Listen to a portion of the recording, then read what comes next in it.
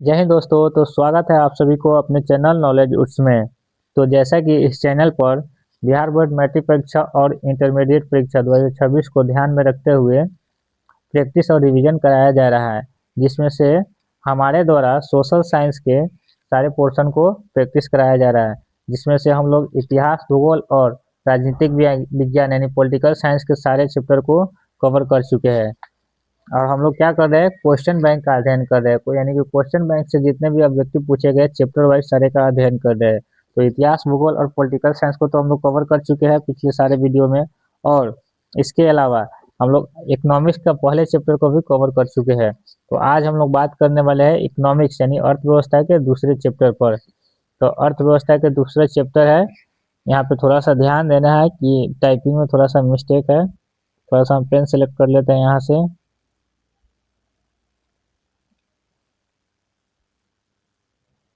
थोड़ा सा 1 मिनट रुक जाइएगा आप लोग।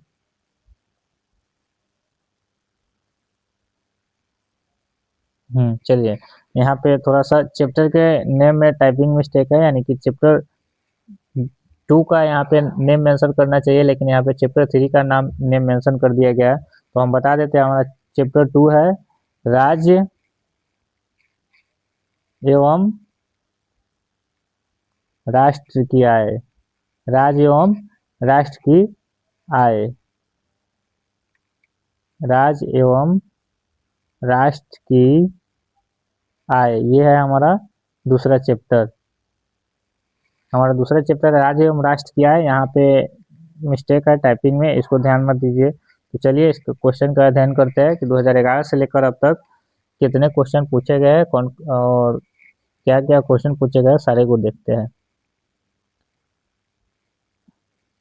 तो हमारा पहला क्वेश्चन है, सन 2008-9 के अनुसार भारत की औसत प्रति व्यक्ति आय है। इन सन 2008 और 9 के अनुसार भारत की औसत प्रति व्यक्ति आय कितना था? तो वो था हमारा 25,499। ऑप्शन बी हमारा सही आंसर होगा। क्या होगा? सन 2008 और 9 के अनुसार भारत की प्रति व्यक्ति आय, औसत प्रति व्यक्ति आय 25,494।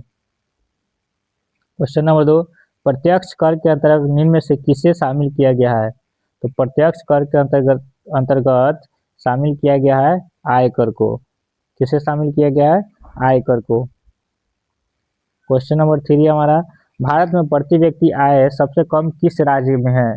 भारत में प्रति व्यक्ति आय सबसे कम है हमारा बिहार राज्य में है।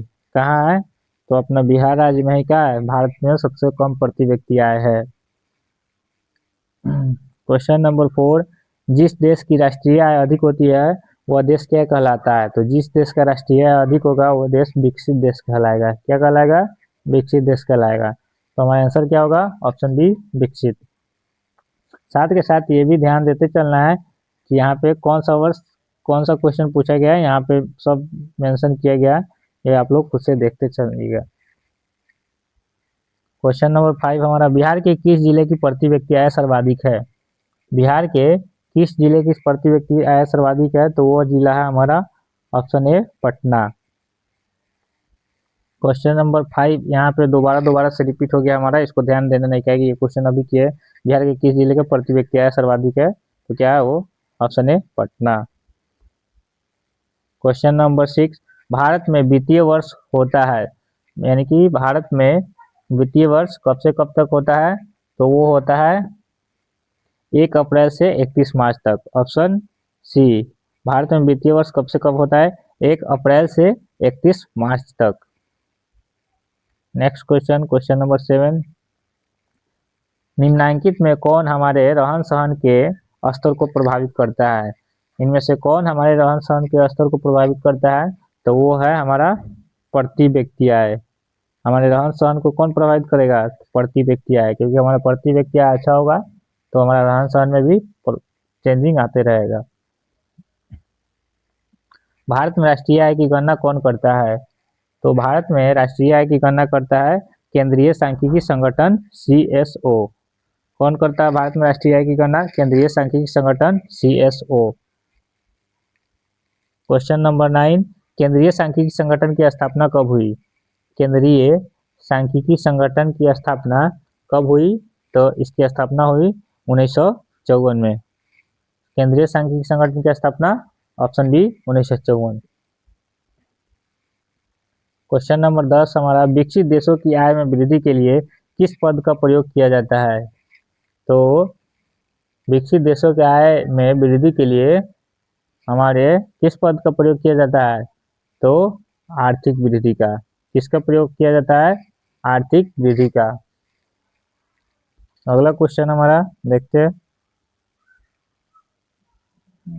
अगला क्वेश्चन हमारा क्वेश्चन नंबर 11, भारत की राष्ट्रीय आय का सर्वप्रथम अनुमान किसने लगाया? तो भारत की राष्ट्रीय आय का सर्वप्रथम अनुमान लगाए थे ऑप्शन डी दादा भाई नौरोजी। कौन अनुमान लगाए थे? ऑप्शन डी दादा भाई नौरोजी। नेक्स्ट क्वेश्चन हमारा देखते हैं क्वेश्चन नंबर 12। क्वेश्चन नंबर 12 है हमारा, गरीबी के कुचक्र की धारणा किसने दी? गरीबी के कुचक्र की धारणा किसने दी? तो वो दिए थे रैगनर नॉक्स। किसने दिए थे? Ragnar Nurkse. गरीबी के कुचक्र की धारणा किसने दी? तो Ragnar Nurkse. Question number 13, Bharat की सर्वाधिक प्रति व्यक्ति आय वाला राज्य कौन है? भारत की सर्वाधिक प्रति व्यक्ति वाला आय राज्य कौन है?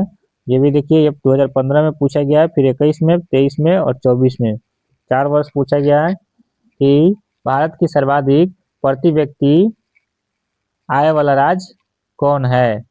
तो वो है हमारा ऑप्शन बी गोवा। कौन है भारत की सर्वाधिक प्रति व्यक्ति आय वाला राज्य? तो option B Goa. Question number 14, वर्ष भर में किसी देश में अर्जित आय की कुल मात्रा को क्या कहते हैं? वर्ष भर में किसी देश में अर्जित कुल आय की मात्रा को क्या कहा जाता है? तो उसको कहा जाता है राष्ट्रीय आय। Option C. क्या कहा जाएगा? राष्ट्रीय आय। क्वेश्चन नंबर 15, गरीबी रेखा निर्धारण हेतु ग्रामीण क्षेत्रों के लिए प्रति व्यक्ति प्रतिदिन न्यूनतम कितनी कैलोरी निर्धारित की गई है? तो वो निर्धारित की गई है हमारा गरीबी रेखा निर्धारण हेतु ग्रामीण क्षेत्रों के लिए प्रति व्यक्ति प्रतिदिन न्यूनतम कितनी कैलोरी निर्धारित की गई है? तो वो हमारा निर्धारित किया गया है कितना? 2400 कैलोरी। प्रति व्यक्ति न्यूनतम कितनी कैलोरी निर्धारित की गई है? तो 2400 calorie. Question number 16, poverty and on British rule in India नामक पुस्तक किसने लिखी? Poverty and on British rule in India नामक पुस्तक किसने लिखी? तो वो लिखे थे ऑप्शन बी दादा भाई नौरोजी। किसने लिखे? ऑप्शन बी दादा भाई नौरोजी। क्वेश्चन नंबर 17, निम्न में से किस विधि के अंतर्गत उत्पादित अंतिम वस्तुओं के मूल्य को जोड़कर राष्ट्रीय आय की गणना की जाती है? निम्न में से किस विधि के अंतर्गत उत्पादित अंतिम वस्तुओं के मूल्य को जोड़कर राष्ट्रीय आय की गणना की जाती है? तो वो है ऑप्शन सी मूल्य योग विधि। किसको जोड़कर? मूल्य योग विधि। ये नहीं जो लिखा हुआ है ये ऑप्शन डी का है, इसमें का नहीं है। मूल्य योग विधि। क्वेश्चन नंबर 18, भूमि का पारिश्रमिक क्या कहलाता है? भूमि का पारिश्रमिक क्या कहलाता है? तो वो कहलाता है लगान। भूमि का पारिश्रमिक क्या कहलाता है? लगान। Option D.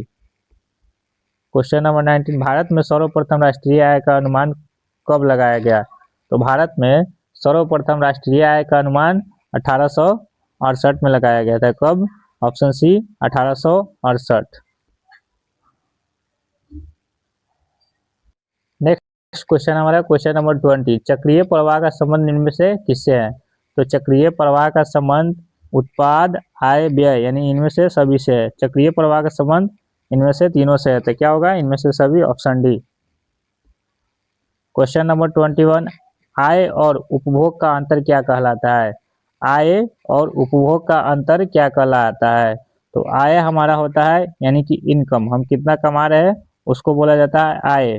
उपभोग मतलब खर्च, यानी जितना खर्च किए उसको बोला जाता है उपभोग। तो जितना कमाए और जितना खर्च किए, उसके अलावा कमाए और जो खर्च कर दिए उसके बाद क्या होगा? मेरा बचेगा क्या?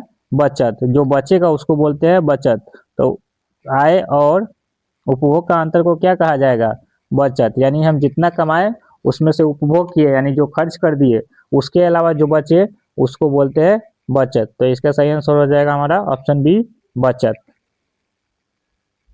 क्वेश्चन नंबर 22, राष्ट्रीय आय का अर्थ है, यानी राष्ट्रीय आय का अर्थ क्या है?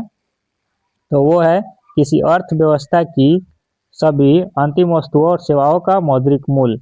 किसी अर्थव्यवस्था की सभी अंतिम वस्तुओं और सेवाओं का मौद्रिक मूल्य। तो ये क्वेश्चन हमारे आज के सेशन का आखिरी क्वेश्चन था और इसी तरह से मिलते हैं हम लोग अगले वीडियो में इकोनॉमिक्स के चैप्टर 3 के साथ। जब तक के लिए जय हिंद, थैंक यू एंड धन्यवाद।